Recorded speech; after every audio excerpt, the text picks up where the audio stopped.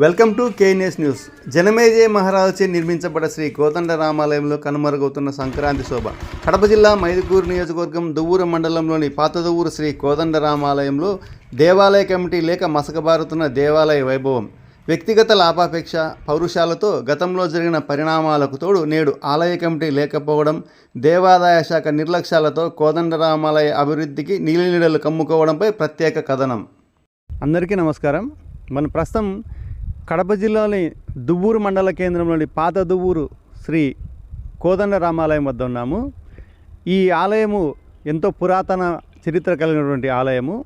ఈ ప్రసిద్ధి చెందినటువంటి కోదండరామాలయము ఈ దువ్వూరు మండల ప్రజలకే కాకుండా చుట్టుపక్కల ప్రాంతాల వాళ్ళందరికీ కళ్యాణ రాముడి ఆలయం. అంటే ఇక్కడ వివాహం చేసుకుంటే మంచి జరుగుతుంది, ఆ కుటుంబంలో కలహాలు రావు, వాళ్ళ దాంపత్య జీవితం చాలా బాగా జరుగుతుంది అనే నమ్మకంతో ఈ చుట్టుపక్కల ప్రాంతాల ప్రజలందరూ ఇక్కడ వివాహాలు చేసుకునేదానికే చూపుతారు. అంతేకాకుండా ఈ ఆలయంలో ఒకేసారి 5 వివాహాలు చేసుకునేందుకు ఏర్పాట్లు కూడా ఉన్నాయి. 2004లో ఎర్రబండి రామసుబ్బారెడ్డి గారు చైర్మన్గా ఏర్పడి ఈ ఆలయాన్ని, పురాతనమైనటువంటి ఆలయము అటువైపు ఉండింది, దాన్ని రీకన్స్ట్రక్షన్ చేసి దాదాపు 14 లక్షల రూపాయల వ్యయంతో 2004 సంవత్సరంలో దీన్ని పునర్నిర్మించడం జరిగింది.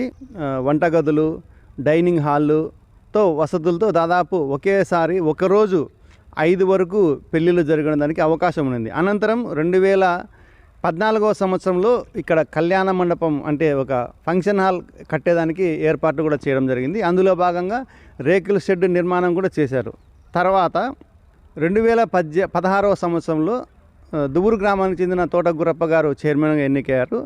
సుధాకర్ యాదవ్ గారి ఆధ్వర్యంలో ఏర్పడిన ఆ కమిటీలో వాళ్ళు ఈ కళ్యాణ మండపంలో ఉన్నటువంటి రూములు తయారు చేయడము, కళ్యాణ వేదిక ఏర్పాటు చేసి వివాహానికి కావాల్సిన అన్ని సౌకర్యాలు ఏర్పాటు చేసే పరిస్థితి నెలకొనింది. ఆ సమయంలో రూములు తయారయ్యి గోడల వరకు తయారయ్యి ఇంకా స్లాబ్ పడే సమయంలో కొన్ని రాజకీయ వ్యక్తిగత కారణాల వల్ల తోట గురప్పతో ఉన్నటువంటి కమిటీని అప్పటి ప్రభుత్వం తొలగించడం జరిగింది. అనంతరము 2 సంవత్సరాలు 2018 నుంచి 2020 వరకు ఇక్కడ చైర్మన్గా ఎవరు నిలబడలేదు. తాత్కాలికంగా నామకే వాస్తే ఎవరైనా ఉన్నారు తప్ప పూర్తి స్థాయి చైర్మన్గా ఏర్పడలేదు. తర్వాత వైసీపీ ప్రభుత్వం ఏర్పడిన తర్వాత 2020లో మళ్ళీ కొరపాటి వెంకట సుబ్బయ్య గారు చైర్మన్గా కావడం జరిగింది. ఆయన హయాంలో దేవాలయానికి రంగులు వేయడము, స్వామికి సంబంధించిన పూజా కార్యక్రమాలు, ఉత్సవాలు జరపడం వరకు కార్యక్రమాలు జరిగాయి. కానీ ఫంక్షన్ హాల్ నిర్మాణము యథాతథంగా అట్లే ఉండిపోయింది. ఈ కోదండరామాలయానికి సంబంధించి మొత్తం 24 ఎకరాల దాకా పొలం ఉండగా అర్చకుల కోసం 4 ఎకరాలు, తర్వాత దేవాలయ ప్రాంగణము ఒక 6 ఎకరాలతో ఉంది. అలాగే 14 ఎకరాల పైచీలకు వ్యవసాయ భూములు ఉన్నాయి. వాటిని ప్రతి సంవత్సరం కౌలుకి ఇచ్చి ఆ కౌలు డబ్బులు కూడా ఆలయానికి సంబంధించిన అకౌంట్లలో జమ చేస్తారన్నమాట. ఇలా పొలాలు కౌలుకి ఇవ్వడం ద్వారా వచ్చిన డబ్బులు, అలాగే వివాహాలు జరగడం ద్వారా వచ్చిన డబ్బులు, తర్వాత ఇక్కడ వివాహాలు చేసుకునే వాళ్లకు సప్లయర్స్కు సంబంధించి సవాలు వేస్తారు. ఆ సవాలు ద్వారా వచ్చిన డబ్బులు మొత్తం కలిపి దాదాపు ఒక 5 లక్షల వరకు దేవాలయ అకౌంట్లో పడేది.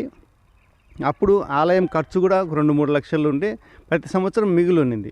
ఈ క్రమంలో వివాహాలు తగ్గిపోవడము, తర్వాత కౌలుపాట గతంలో 10-20 సంవత్సరాల క్రితం ఎంత పొలం గుత్తలు ఉన్నాయో ఇప్పుడు కూడా అంతే కౌలుకు ఇస్తుండడంతో, అంటే దాన్ని ఒక పద్ధతి ప్రకారము కౌలు నిర్వహణ చేయకుండా తూతూ మంత్రంగా చేయడంతో ఆ కౌలు ద్వారా వచ్చే డబ్బులు కూడా కౌలుకు ధర సరైన ధర లభించక ఆదాయానికి గండి పడుతుందనేది మనం చెప్పుకోవచ్చు.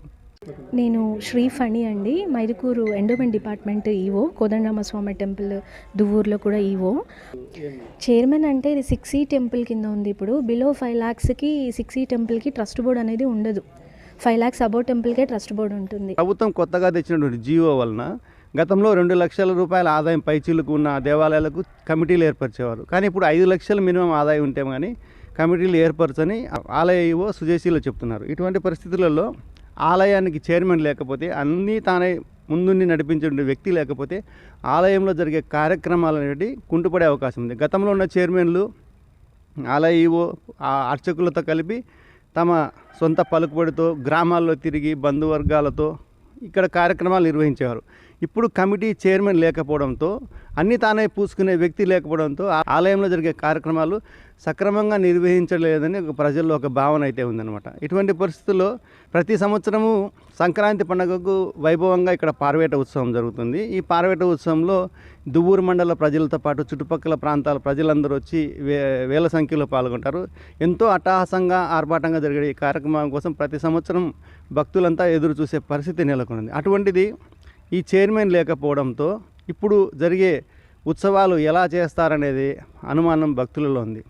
అలాగే ఈ ఆలయం సంబంధించినటువంటి ఏదైతే వసతి గృహాలు, డైనింగ్ హాల్స్, వంటగదులు ఉన్నాయో అవంతా దాదాపు సగం మేర పాడుబడిపోయాయి, శిథిలావస్థకు చేరుకున్నాయి అనమాట. వాటిని కూడా కూలగొట్టి నూతనంగా అంటే ఏదైతే పనికి రాకుండా నిరుపయోగంగా పాడైపోయి శిథిలావస్థకు చేరుకున్నటువంటి బిల్డింగ్లు ఉన్నాయో వాటిని పడగొట్టి వాటి స్థానంలో కొత్త రూములు ఏర్పాటు చేయాలని చెప్పి ప్రజలు, అలాగే మరుగుదొడ్లకు సంబంధించి కూడా అక్కడ అపరిశుభ్ర వాతావరణం లేకుండా నీట్గా మరుగుదొడ్లు నిర్మించడంతో పాటు అతి ముఖ్యమైన విషయం ఏంటంటే కళ్యాణ మండపము. ఈ కళ్యాణ మండపము నిర్మిస్తే అక్కడ ఒక కళ్యాణ వేదిక, పెళ్లి కొడుకు పెళ్లి కూతురు గదులు నిర్మిస్తే చక్కగా ఒక పెద్ద స్థాయి వివాహమైనా కూడా కళ్యాణ మండపంలో చేసుకునే దానికంటే అక్కడ వసతి, ఆలయ ప్రాంగణం కానీ పార్కింగ్ కానీ అన్ని రకాల వసతులు ఉన్నాయన్నమాట. 6 ఎకరాల స్థలంలో ఈ దేవాలయం ఉంది. ఈ చుట్టుపక్కల ప్రాంతాన్ని ఉపయోగించుకోవచ్చు. కొన్ని అనివార్య కారణాల వల్ల ఆ నిర్మాణం అనేది ఆగిపోయింది. తర్వాత ఏర్పడినటువంటి చైర్మన్ ఏర్పడడానికి కొంత సమయం రావడము, ప్రభుత్వం మారడంతో ఆ కళ్యాణ వేదిక, కళ్యాణ మండపము నిర్మాణ పనులు అక్కడికక్కడే ఆగిపోవడంతో అందులో పిచ్చి మొక్కలు మొలచడము నిరుపయోగంగా మళ్ళీ తయారైంది. ఇది ఎంతో బాధాకరము.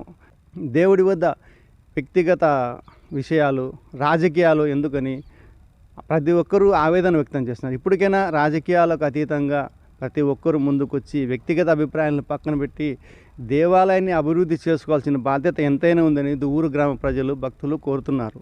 అందుకే మైదుకూరు ఎమ్మెల్యే పుట్టా సుధాకర్ యాదవ్ గారు స్పందించి